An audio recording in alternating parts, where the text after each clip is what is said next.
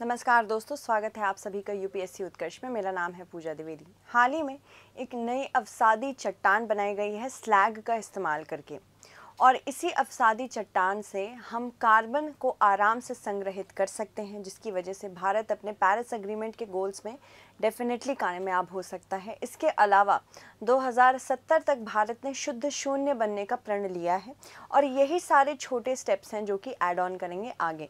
तो इससे हम यूपीएससी का एक प्रश्न देख सकते हैं, एक एक करके देख लेते हैं। हाल ही में किए गए एक अध्ययन में लिथिफिकेशन का मतलब होता है जब छोटे छोटे चट्टानों या बड़े बड़े चट्टानों के अवसाद मिलकर एक नए चट्टान को बनाया जाता है, इसे लिथिफिकेशन कहा जाता है। इसकी प्रक्रिया द्वारा तटीय स्लैग जमाव से निर्मित एक नए प्रकार की अवसादी चट्टान के निर्माण की सूचना दी गई है। यह एक मिश्रित सामग्री है जिसमें धातु ऑक्साइड साथ ही साथ सिलिकॉन डाइऑक्साइड भी शामिल है। यह लौह और इस्पात उद्योगों में इस्पात निर्माण प्रक्रिया का उप उत्पाद है, जिसका निर्माण तब होता है जब प्रगलन या फिर शोधन के दौरान पिघली हुई धातु को अयस्क की अशुद्धियों से अलग किया जाता है। पिघला हुआ लावा भारी पिघली हुई धातु के ऊपर तैरता रहता है, साथ ही साथ धातु निकालने के बाद उसे हटा दिया जाता है। इसके अलावा स्लैग का उपयोग प्रदूषकों को अवशोषित करने और साथ ही साथ स्थिर करने की उनकी क्षमताओं को के कारण अम्लीय जो मिट्टी होती है या फिर जल निकायों को बेअसर करने के लिए किया जाता है। कुछ प्रकार के जो स्लैग हैं वो खनिज कार्बोनेशन नामक प्रक्रिया के माध्यम से कार्बन डाइऑक्साइड को संग्रहित करने में आसानी करते हैं। साथ ही साथ स्लैग रासायनिक रूप से स्थिर होता है और इसमें अम्लता को बेअसर करने की क्षमता होती है। ये सारी चीज़ें समझने के लिए एक कॉन्सेप्ट समझना ज़रूरी है, जिसको हम कार्बन चक्र कहते हैं या फिर कार्बन साइकिल कहते हैं। कार्बन चक्र या फिर कार्बन साइकिल,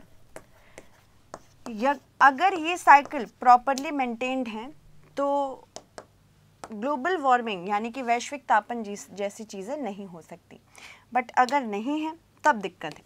देखो, कार्बन डाइऑक्साइड एक ऐसी गैस है जो कि मीटेरोलॉजिकली बहुत इम्पोर्टेंट है। मीटेरोलॉजिकली ये काफ़ी इम्पोर्टेंट गैस है। कैसे? ये आने वाली जितनी भी सूर्य की विकिरण होती हैं उनके लिए पारदर्शी है, और ये शॉर्ट वेव रेडिएशंस को, शॉर्ट वेव सोलर रेडिएशन को आने देती है। ठीक है, बट अगर हम बात करें जाने वाली जो लॉन्ग वेव टेरेस्ट्रियल रेडिएशन है उसके लिए अपारदर्शी है, यानी कि जब भूमि गर्म हो जाती है तो वो एक रेडिएटिंग बॉडी बन जाती है, और यही भूमि जब हीट रेडिएट करती है रेडिएशन की वजह से ऊपर की तरफ स्पेस में वापस से हीट को भेजने की कोशिश करती है, तो कार्बन डाइऑक्साइड की जो परत है, कार्बन डाइऑक्साइड जो गैस की परत है, इसे ट्रैप कर लेती है, जिसकी वजह से हमारी धरती और हमारा जो एटमॉस्फेयर है वो लगातार गर्म होता रहता है। तो कार्बन डाइऑक्साइड का इम्पोर्टेंस हमारे वेदर सिस्टम को, हमारे एटमॉस्फेयर को गर्म करने के लिए भी बहुत ज़रूरी है। अर्थ हैबिटेबल नहीं होता अगर कार्बन डाइऑक्साइड नहीं होती। पहला, क्योंकि फोटोसिंथेसिस के लिए ज़रूरी है, प्रकाश संश्लेषण के लिए ज़रूरी है। इसके साथ साथ ये हमारे वातावरण को इस प्रकार से नियमित रूप से गर्म रखती है कि प्लैनेट बहुत ठंडा ना हो जाए। बट जब ये कार्बन डाइऑक्साइड अधिक मात्रा में हमारे एटमॉस्फेयर में प्रेजेंट हो जाए तो ये एक ग्रीन हाउस गैस बन जाती है, यानी कि ये वैश्विक तापन करने में बहुत ज़्यादा सफल होती है। इसके अलावा कार्बन चक्र कब खराब होता है? दो रीजंस की वजह से खराब होता है। या तो हम निवर्णीकरण बहुत कर रहे हैं, डिफॉरेस्टेशन बहुत कर रहे हैं इसकी वजह से, या फिर दूसरी चीज़ हमें जो यहाँ पे ध्यान रखनी है वो है फॉसिल फ्यूल्स के उपयोग से, क्योंकि फॉसिल फ्यूल्स में कार्बन बाकी रहता है। जब हम कोल, नेचुरल गैस, किसी भी चीज़ का ऑक्सीजन के साथ दहन करते हैं तो ये कार्बन डाइऑक्साइड बन जाता है, जो कि हमारे वातावरण में इस प्रकार से मौजूद हो जाता है कि पूरा चक्रण खराब कर देता है। इस वजह से इस एक्स्ट्रा कार्बन को हमें अवशोषित करने के लिए कोई सामग्री चाहिए, एक टेक्निक चाहिए। या तो हम वन आवरण ज़्यादा लगाएं जिसकी वजह से ये कार्बन डाइऑक्साइड प्रकाश संश्लेषण के लिए यूज़ हो, या फिर दूसरी चीज़ हम ये कर सकते हैं, हम ऐसी ही नई नई तकनीकें लाते जाएं जिसकी वजह से हम कार्बन को संग्रहित करें।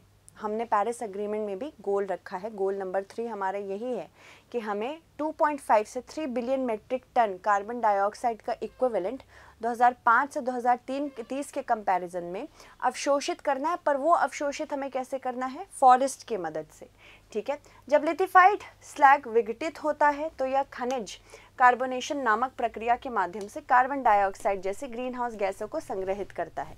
यह प्रक्रिया प्राकृतिक अपक्षय से नकल करती है।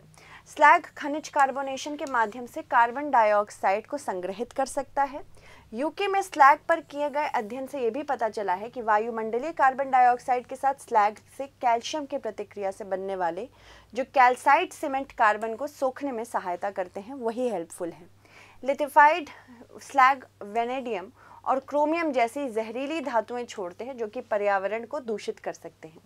स्लैग अम्लता को बेअसर करने और साथ ही साथ कार्बन डाइऑक्साइड जैसी ग्रीन हाउस गैसों को खनिज कार्बोनेशन नामक प्रक्रिया के माध्यम से संग्रहित करने में सक्षम है। शोधकर्ताओं ने ब्रिटेन में तटीय स्लैग जमा से निर्मित एक नई प्रकार की चट्टान के निर्माण का दस्तावेजीकरण किया है, जिसमें यह भी बताया गया है कि किस प्रकार स्लैग तलछटी चट्टानों में परिवर्तित हो जाता है।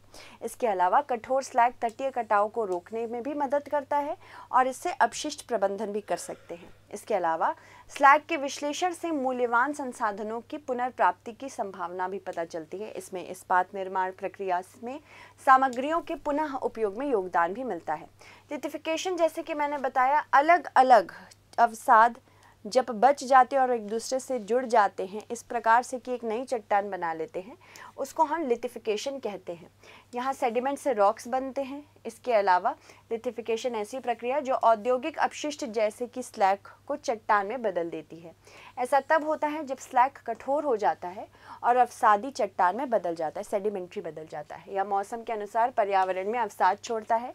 और पिछले अध्ययनों से ये भी पता चला है कि लिथिफिकेशन प्रक्रिया के दौरान कार्बोनेट बन सकते हैं जो अवसादी चट्टानों को सख्त बनाने में योगदान भी देते हैं। इन खनिजों को कार्बोनेट आयन होते स्लैग के संदर्भ में शोधकर्ताओं ने एक विशिष्ट कार्बोनेट की पहचान की है जिसे कैल्साइट के नाम से जाना जाता है।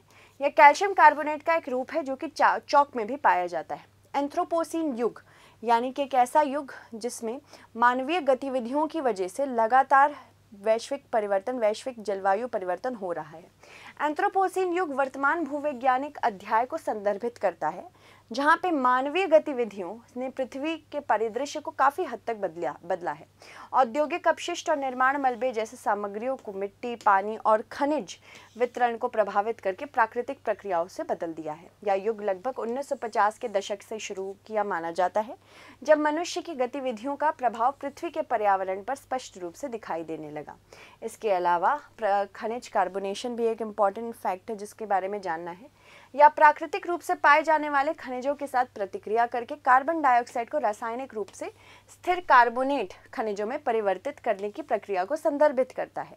यह प्रक्रिया प्राकृतिक भूवैज्ञानिक प्रक्रियाओं की नकल करती है, जहाँ पे कार्बन डाइऑक्साइड कैल्शियम, मैग्नीशियम या लौह सिलिकेट खनिजों के साथ प्रतिक्रिया करके कैल्शियम कार्बोनेट या फिर मैग्नीशियम कार्बोनेट जैसे ठोस कार्बोनेट प्रोडक्ट्स बनाते हैं।